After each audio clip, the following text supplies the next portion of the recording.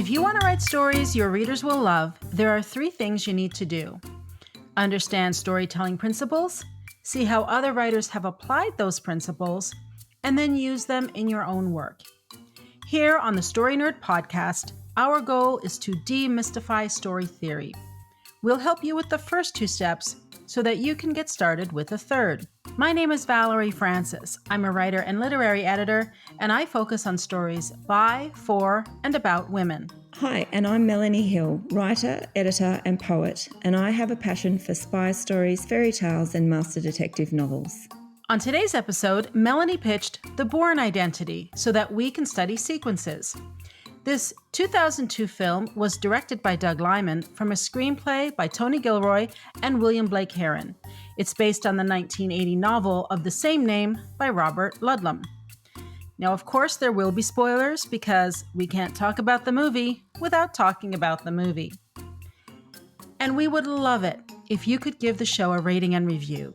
For Apple Podcast listeners, you can do it right from your phone. Simply go to the show's landing page, scroll to the bottom, and click the stars. It's that simple. Alrighty, Melanie, what do you have for the genre of The Bourne Identity? All right, well, I think this one for the global genre is pretty simple, and I've got it as an action person against the state or conspiracy story. And then for the internal genre, I've had worldview revelation, but I'm not certain. So there is an internal shift in Jason because he doesn't want to be an assassin or work for Treadstone anymore. And that's the key to the ending of the film. But we actually don't see Bourne as an assassin except in a few minutes of flashback when he can't assassinate Wombosi. So we actually don't see Bourne before. We only see him after the accident. So that's what I'm going with. And I have this one as a thriller, so we won't get into that argument this week. For the secondary genre, I agree with you. It's a worldview something or other. I didn't drill down too deeply into the subgenre. It's an education story or perhaps a revelation story. All right, Melanie, what can you tell us about the sequences in The Bourne Identity? Well, I chose The Bourne Identity as my first pick for this season because I suspected it would be a good example of how sequences are used to build tension and raise stakes right up to that climactic moment of the story. And I think it was a good choice, if I do say so myself. And I have read the Bourne Identity book, and in this case, it's a situation where the movie is much better than the book. Even though the movie was made back in 2002, it has updated parts of the story, I think, that needed to be brought into the new century. So I would not necessarily recommend the book, but I would recommend the movie in this case. Right, so last week I promised that I'd dive a little deeper into where sequences fit as a unit of story. So from smallest to largest, the units of story are, first of all, a beat. And a beat is a moment of action and reaction between characters. And a series of beats make a scene. Now, not surprisingly, a scene is a series of beats, but organised so there is an inciting incident, progressive complications that push the characters to a crisis point where a decision must be made, a climax, which is where they make the decision, and then an outcome. There is a value change from the beginning and the ending of a scene. Now, a sequence is a number of scenes which build upon each other. The sequence has the same structure as a scene, so an inciting complication that results in a crisis decision point, a decision and a resolution. But the difference is that the sequence is focused on a single central action. And I'm going to use that phrase quite a bit through this season. Now, the next unit of story is an act. And an act is a major division of drama which contains several sequences. The act is part of the larger structure of a story. So like we spoke about last week, 1 act, 3 acts, etc. And usually an act is broken down into beginning, middle, and end. The number of acts in the middle seems to be where certain story structure theorists differ. And then finally, we have the big unit of story, which is a story. And that's a connected series of events told through words, written or spoken, imagery, still or moving, body language, performance, music, or any other form of communication. The biggest difference between a beat, scene, sequence, acts, and a story is the degree of change or the impact of a change on a character. The larger the unit of story, the larger the degree of change. Now, in an action movie like The Bourne Identity, I think of it in terms of stakes and how close the stakes get to Jason being captured or killed. And as the story progresses, the threat of dying moves closer and closer to Jason. So we see it getting more real for him as the story progresses. And the net closes in around him until the only course of action left is to confront the antagonist, which in this case is Conklin, who's the Chief Operations Officer for Treadstone. Now, a good way to see where the sequences climax in an action movie is by listening for the music. So when the music reaches a peak and then there's quiet, it's probably a really good sign that some form of climactic action has finished. And I checked out this theory in The Bourne Identity and it worked pretty well. And I've noticed that in other action or even thriller movies as I've watched that over the years. So, Valerie, did you notice the music when you were watching the film at all? Did it help you pick out anything?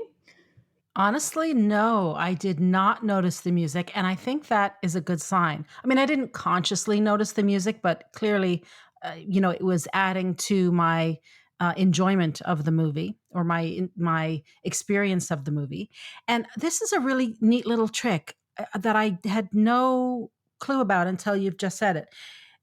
So I'm going to pay closer attention to the music from here on in other movies that we do, because I want to test it and see how accurate it is. And with the Bourne Identity, I think it's a really good sign that I actually did not notice the music, because if I think back to some of the films we did in previous seasons, particularly Dune is popping out in my mind, where in that movie I didn't know what I was supposed to be feeling until the music told me. But the storytelling here in The Bourne Identity is much better than it is in Dune. So the music was enhancing the storytelling rather than doing the heavy lifting. So that's a neat little trick. I can't wait to see if it actually works. Oh, yeah. And it's funny because I think you're right. In The Bourne Identity, you don't notice it unless you are trying to pay attention to it. And what it does is it actually helps you feel the tension. Like the music, you're right, is I think part of a device to help you feel the tension in the story as it escalates. So yeah, tell me how you go through the season when we're watching, more action type of stories and see if you notice that. So yeah, oh good. Well, I'm glad that's helpful. Tick one, yay. Okay, right. Now on using the 3-act 8-sequence framework, I've identified the following sequences in the Bourne Identity. I've labelled each sequence based on the idea that a sequence is centred around a single central action. So I might not be right with these, but I've given it a good crack so you can see where the breaks in the film are. So Act 1, Sequence 1.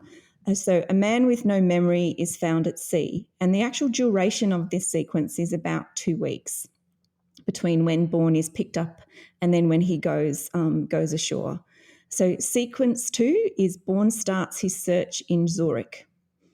In Act 2, we've got the first half, which is Sequence 3, Bourne's Parisian apartment, and Assassin 1. Sequence 4 is the car chase escape scene. And I've got in brackets in my notes that the question is, who is targeting me?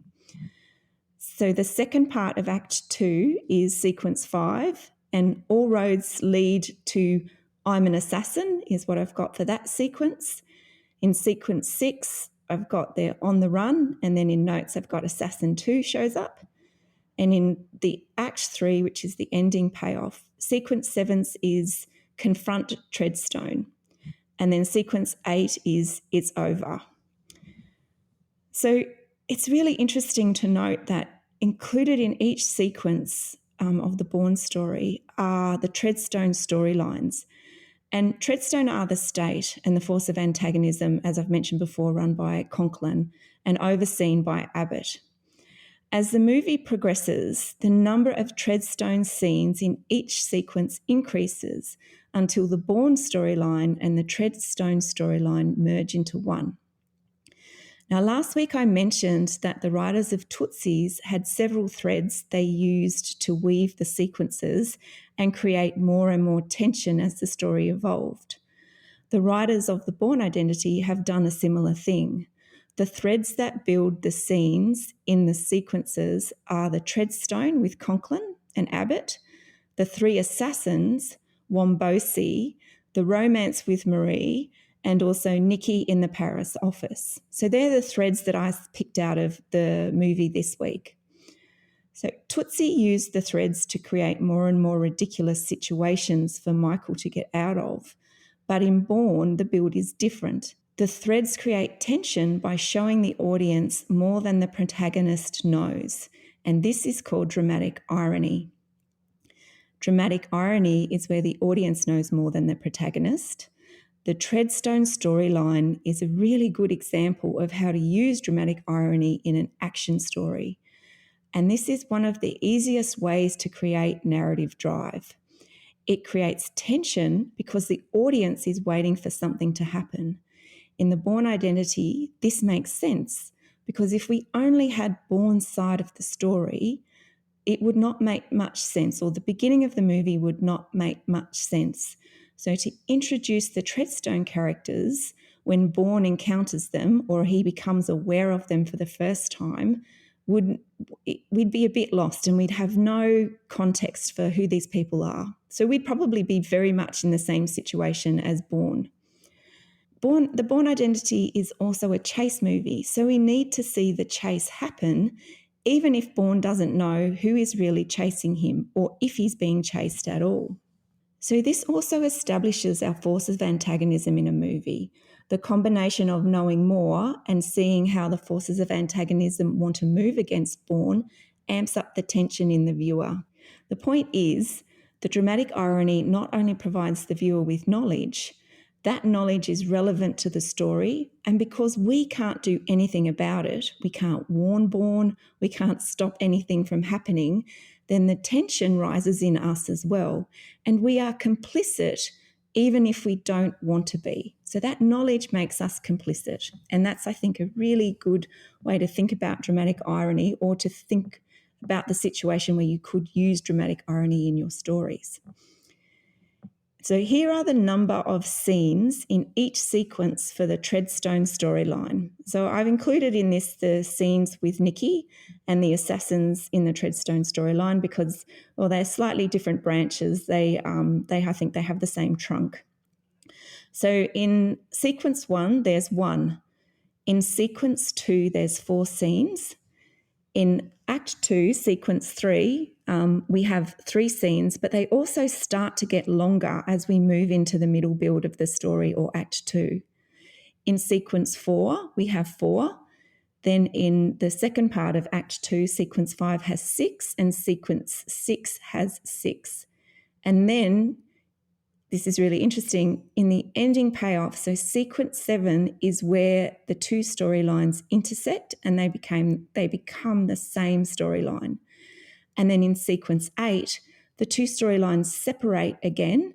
So Treadstone goes back to the US and Abbott is in charge of some sort of estimates committee or something like that, and explaining away what happened with Treadstone.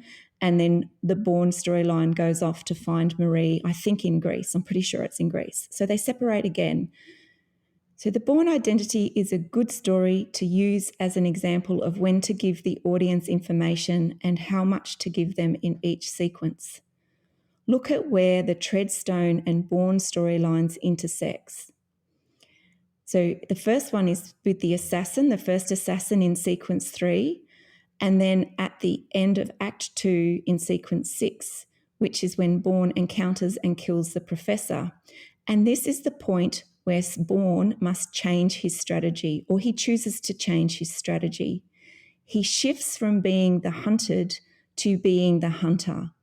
And we're not surprised by this because he says as much to Marie when she finds him looking at Eamon's children during the night.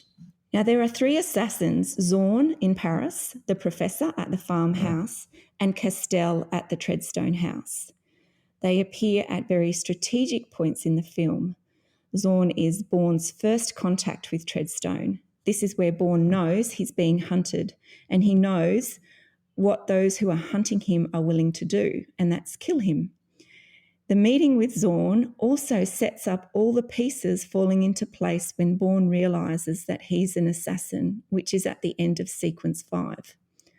While he might not know who he is or how he got to be in this position, he now understands what he was. So I looked at the timings in the movie as well when I was watching, and I was breaking the story down into sequences.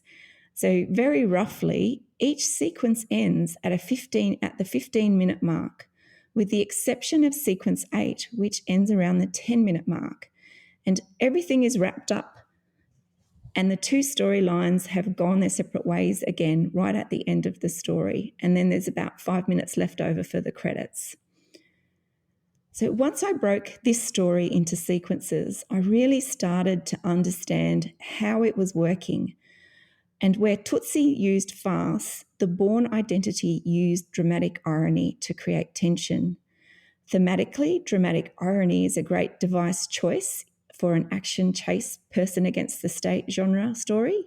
If you are looking for a good place to start your study of sequences and look at how to apply them in your story, I really recommend the Bourne Identity.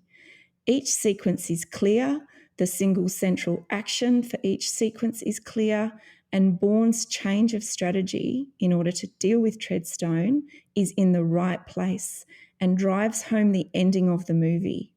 So I could talk more about it, but I wanted to leave you with useful highlights. So Valerie, I know that's very quick, but I thought it was a pretty good way to start an action story example of how to break down into sequences. Did you have anything you wanted to add? The thing that I like most about this whole study of sequences is that it helps us break our stories down into more manageable pieces. Now, the book that you mentioned last week, Screenwriting the Sequence Approach, I looked that up after our recording last week, and I have ordered it, but because of where I live in the world, things take a while to get here. So I might not get it until we finished recording all the episodes this season. But the free preview, if anyone wants to go check it out on Amazon, the free preview gives a high-level overview of what these 8 sequences are. And it's pretty interesting information, actually. I'm curious to know more about it. Alrighty. Now, this season I am discussing beginnings and endings. So let me give you a quick overview of the theory that I mentioned last week, just to reorient you. So last week I explained that a story is about how one thing changes. The beginning and the end show that thing at its two extremes, before the change and after it. So in the Bourne Identity, what is it that changes, and how does the beginning and the ending show the two extremes? Well, as the title suggests, this movie is about identity. Jason doesn't know who he is at the beginning, but by the end, he does know who he is. That's the central dramatic question for the movie, right? Who is this guy? And the central dramatic question is the big question of the story that your reader will keep reading to find out the answer to. So for the Bourne Identity, what we're wondering is, who is this guy? And by the end, we know that his name is Jason Bourne and that he's a professional assassin working for the CIA. Now, it's very easy to stop the analysis there. And for this kind of a story, whether we think it's an action story or a thriller, that would be okay. If that's as far as we want to go when we're writing, the reader would be happy with that. As long as the action scenes deliver, of course. However, there's more to it than that. I think this film is suggesting that we get to choose our own identity. That identity isn't simply a matter of our name, rank, and serial number. It's not our job. or any other superficial signifier. Our identity is who we are on the inside, and we have the opportunity to choose whomever we want to be. In the before state, Jason is a highly trained assassin. But in the after state, he is a man in love who is choosing a quiet, peaceful life with the woman he loves. He's chosen to cast off the violence in favor of peace. In the beginning, Jason is desperately searching for someone on the outside to tell him who he is. He's desperate to know his name, where he lives, what he does for a living, all that sort of stuff. He wants documents and any other tangible evidence to prove to him who he is. Now, in the end, he has cast all of that aside. He shows up at Marie's, and yes, I think it's Greece too. Actually, that was my feeling of the place. Not that I've been to Greece, but it looks like Greece. So he shows up at Marie's little store there with nothing more on him than he had at the beginning of the film. And by nothing, I mean he's got no material possessions with him. She jokingly asks if he has ID, and he shrugs and says, not really. That stuff isn't of interest to him anymore because he understands that that's not the thing that dictates his identity. And in the beginning of the movie, he was totally fixated on it. So the beginning hook is 27 minutes and the ending payoff is 28 minutes. And again, this is not an accident. It's by design. And in case you're thinking that this is something that films do, but that novels do not do, think again. Don't take my word for it. Go study novels that have really resonated with readers. Ideally, a novel that readers have loved for a little while now, something, perhaps like The Shining or Gone Girl or The Notebook, that caliber of storytelling, that caliber of staying power. And do the analysis yourself. Put a Post-it note in the book at each act break. And 9 times out of 10, I promise you're going to find that the beginning and the end are about the same length.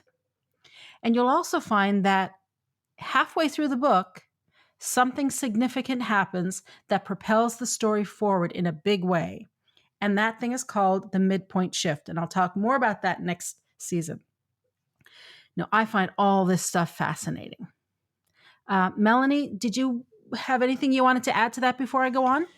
No, but just one thing. Sorry, I should say yes, not no. One thing. I agree with you. Like in Tootsie last week and in the Bourne Identity this week, the beginning and the beginning hooks and the endings payoff. So Act 1 and Act 3 are very balanced in terms of their time and how they've broken up their sequences. So I think we're coming to similar conclusions, but using slightly different ways. And I think that's good. I think that shows why we've enjoyed these stories so much and why they've been such good examples for our beginning episodes for this season. And it just goes to show that there aren't an infinite number of storytelling principles. There's just different ways of attacking a set number of principles. So that's the good news. There's a finite number of storytelling principles to learn. Woohoo! Okay, so now as cool as all this beginning and ending stuff is, there's actually more to it than what I've talked about so far. There's a concept that Stephen Pressfield calls the in and the out. Now, a couple of years ago, he bundled his blog posts into little booklets called jabs. And I don't even know if you can get them anymore, to be honest, but you can certainly get his blog, Writing Wednesdays. Go to stephenpressfield.com. A lot of really good articles there. So what I'm about to talk about comes from jab number 15, which is called Ins and Outs, Thoughts on the Opening and Closing Images in Movies and Fiction. Now, there are 3 points that Pressfield talks about and 3 points that he says we need to remember. And they are, 1, the opening and closing images of our story should look as alike as reasonably possible. Point number 2, but at the same time, the out should be as far away as we can make it in emotional and narrative terms from the in. And 3, both the in and the out must be on theme. Now, Stephen Pressfield is talking about the opening scene only and the closing scene only. He's not talking about the whole act, just the opening scene and the closing scene. With movies, there's a repetition of visual images because, of course, film is a visual medium. Sometimes the opening scene is actually repeated at the end, but with a different outcome. Now, novels can also have an opening image that is repeated at the end, either literally or in some variation. However, books can also start and end with a mood, a voice, an interior monologue, a philosophical idea or statement, those kinds of things. I'm hoping you're still with me here. If you're feeling overwhelmed by all this, here's the bottom line for you to remember. Films tend to use more literal or visual repeats. Novels can do that too, but they tend toward some kind of non-tangible repetition. This is a general guideline. There absolutely are exceptions, but this is as good a place as any to begin the study. Alrighty. So what's the in and the out of the Bourne Identity? Well, let's start with the in. The story begins on a dark and stormy night. Filmmakers do this all of the time, but I'm telling you, a novelist cannot get away with it. So just don't even bother. The waves are high, the wind is high, the boat is rocking, and Jason is just floating out there in all this tumultuous water. The sea is a physical manifestation of Jason Bourne's emotion. It's a reflection of his emotional state of mind. It's a way to make the internal external. Novelists can go inside characters' heads, but films can't. So one of the ways they convey how a character is feeling is through using this kind of image. Exactly the same thing happened in The Matrix, by the way. Alrighty. In the beginning of the Bourne Identity, we're out to sea. Jason is untethered. He's floating aimlessly on a sea of emotion. It's cold and dark because he is cold and dark. He's an assassin who has just failed a mission. Why did he fail? Because his emotion got in the way.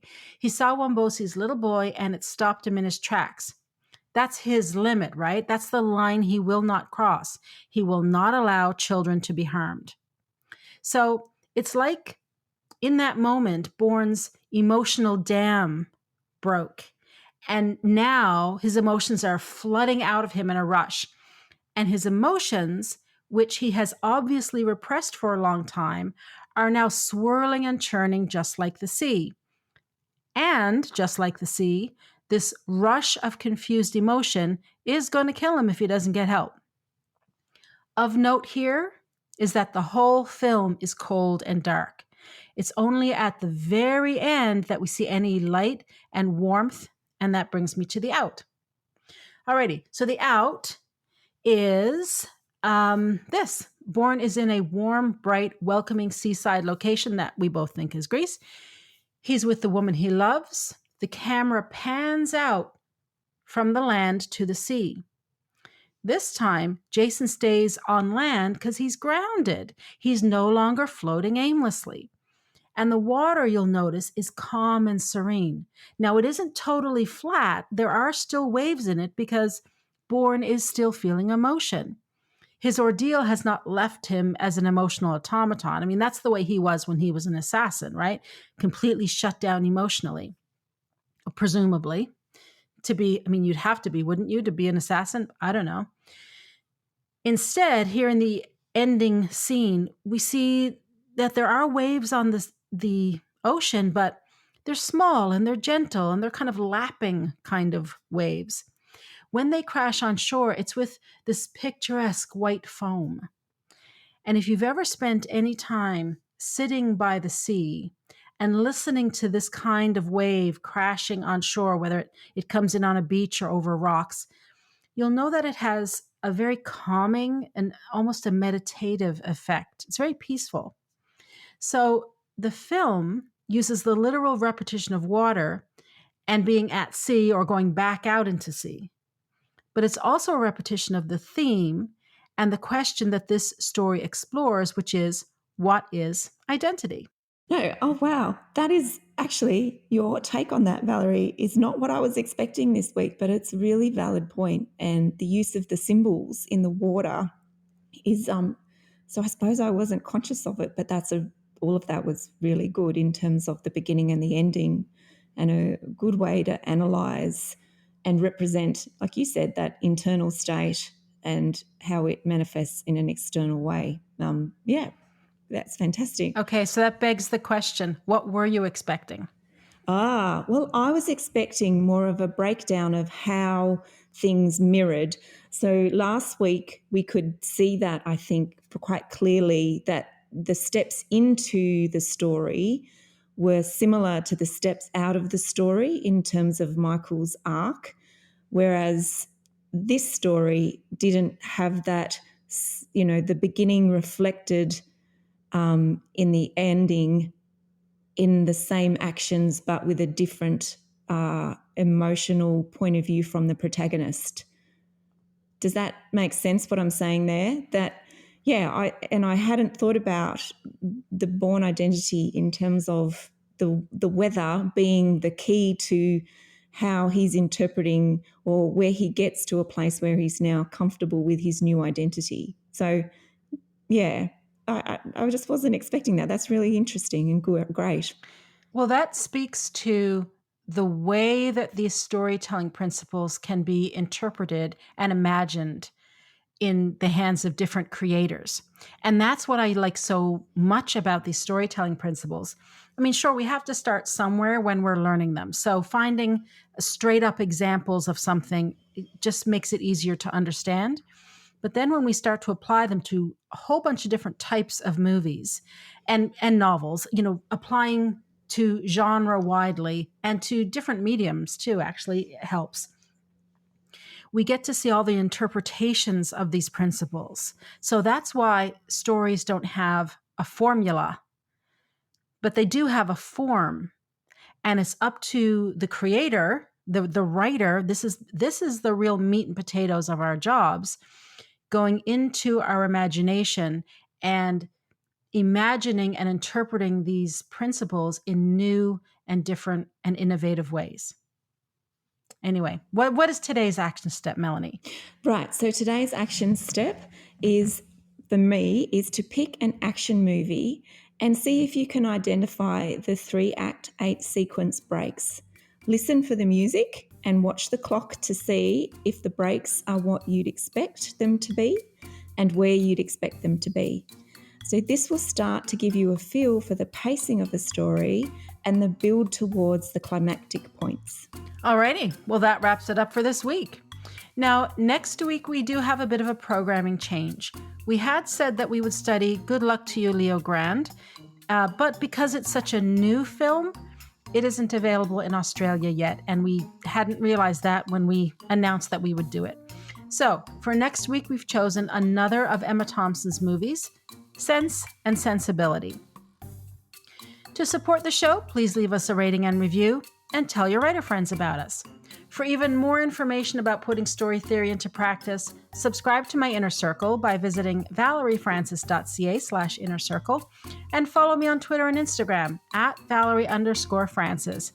And God help me, you can now also find me on TikTok @ValerieFrancisAuthor. If you'd like to find out more about Melanie, visit melaniehill.com.au or visit her on Facebook @MelanieHillAuthor. And remember, story theory does not have to be difficult. It's a tool to help you write more, not less. So take it one step at a time and have fun.